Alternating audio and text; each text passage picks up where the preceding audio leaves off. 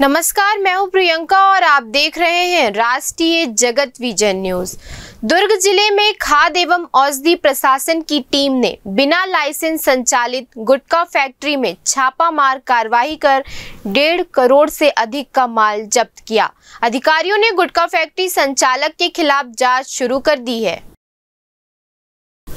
इस दौरान करीब 1 करोड़ 55 लाख रुपए का माल जब्त किया गया। फैक्ट्री को तत्काल सील कर दिया गया है और फैक्ट्री संचालक के खिलाफ जांच शुरू कर दी गई। खाद्य एवं औषधि विभाग को सूचना मिल रही थी कि ग्राम कोनारी में कोमल फूड प्रोडक्ट नाम की एक फैक्ट्री बिना लाइसेंस के गुटखा और सुपारी उत्पाद तैयार कर रही है। इस पर विभाग ने दुर्ग कलेक्टर अभिजीत सिंह को जानकारी दी। कलेक्टर के निर्देश पर एक विशेष टीम का गठन कर 4 जून को फैक्ट्री में छापा मारा गया। टीम के फैक्ट्री पहुंचते ही पूरी यूनिट को सील कर दिया गया। जांच के दौरान फैक्ट्री में बड़ी मात्रा में कच्ची, खड़ी और कटी सुपारी बरामद की गई। अधिकारियों ने इनका सैंपल लेकर जांच के लिए रायपुर स्थित प्रयोगशाला भेजा है। आशंका जताई जा रही है कि यहां तंबाकू युक्त गुटखा का निर्माण भी किया जा रहा था।